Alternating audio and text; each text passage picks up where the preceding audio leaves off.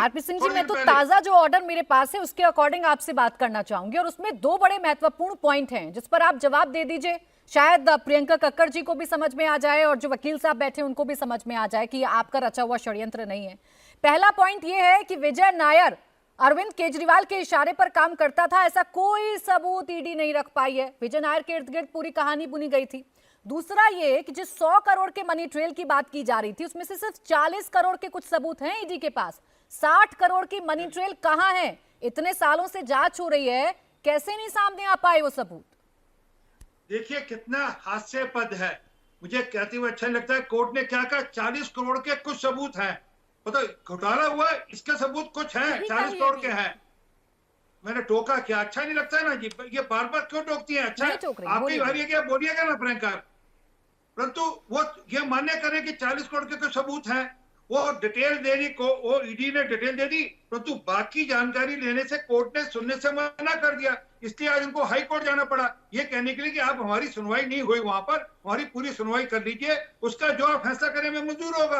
अब high court ने सुनवाई कर ली है, उनकी पूरे विषयों पर, तथ्यों पर जो जानकारी उन्होंने दी, जो एविडेंस दिए, जो डिजिटल ट्रायल दिए, वो सबकी सब जानकारी दी। और ठीक है प्रियंका जी, इस बात का छोटा जवाब दे दीजिए, फिर दो अन्य मेहमान हैं उनके पास जाऊंगी। प्राची एक सेकंड, जल्दी से कंप्लीट करिए आप। जहां तक विजय, एक सेकंड प्राची, एक सेकंड बोलिए सर, बोलिए। जहां तक विजय नायर का मामला है, वह सरकारी बंगले में रहते थे कैलाश गहलोत के। किसी को सरकारी बंगला बिना मतलब के नहीं, वो भी मंत्री का बंगला, और उसमें कैलाश गहलोत नहीं रहते थे। तो सर ये बातें कोर्ट में प्रूफ करनी थी ना, ये बातें कोर्ट में प्रूफ करनी थी। आप कुछ भी कहेंगे, मैं कुछ भी कहूंगी, आप प्रियंका जी कुछ भी कहेंगी, वो ये देश नहीं मानेगा। जो कोर्ट में प्रूफ होगा वही माना जाएगा। एक मिनट रुकिए ना, मुझे जवाब देने दीजिए प्रियंका जी। एक सेकंड सर, एक मिनट। आरपी सिंह जी, एक मिनट रुकिए, थोड़ा सा धैर्य आप भी रखिए अभी। प्रियंका कक्कड़ जी, कल जब जमानत मिली अरविंद केजरीवाल जी को तो आपने कहा कि सत्य परेशान हो सकता है, पराजित नहीं हो सकता, ये न्यायपालिका की जीत है, ये देश के न्याय व्यवस्था की जीत है। आज जब उसी न्यायपालिका में ईडी गई है तो आप लोग कह रहे हैं कि ये तो गलत है, यहाँ तो बीजेपी अब आ गई। कल जब जमानत मिली तो बीजेपी नहीं थी, लेकिन आज बीजेपी की एंट्री हो गई, ईडी अगर हाईकोर्ट चली गई तो।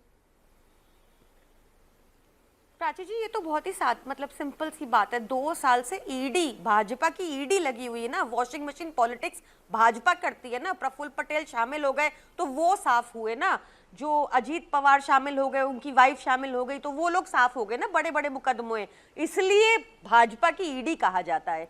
दूसरी चीज प्राची जी, ये आप कल का भी ऑर्डर उठा के देख लीजिए, सुप्रीम कोर्ट का ऑर्डर उठा के देख लीजिए, हाई कोर्ट का ऑर्डर उठा के देख लीजिए, एक बात आपको साफ दिखेगी कि ये पूरा का पूरा केस अप्रूवर स्टेटमेंट्स पे बेस्ड है। वो लोग अप्रूवर्स जो सरकारी गवाह बनाए गए जो भाजपाई थे, जैसे मंगुट्टा रेड्डी, वो कंटेस्ट किए अरुणाचल प्रदेश से, जैसे शरद रेड्डी, उन्होंने 60 करोड़ पहुंचाए भाजपा को। सारे भाजपाइयों के बयान के अलावा, और सर आप तिल मिलाइए मत, बीच में आंध्र प्रदेश तिल मिलाइए मत सर, काम डाउन। अब वही कह रहे हैं कि सर देखिए ऐसा है, ऐसा आप हंस लीजिए, आज नहीं तो कल आपके झूठ के सारे भांडे फूटेंगे।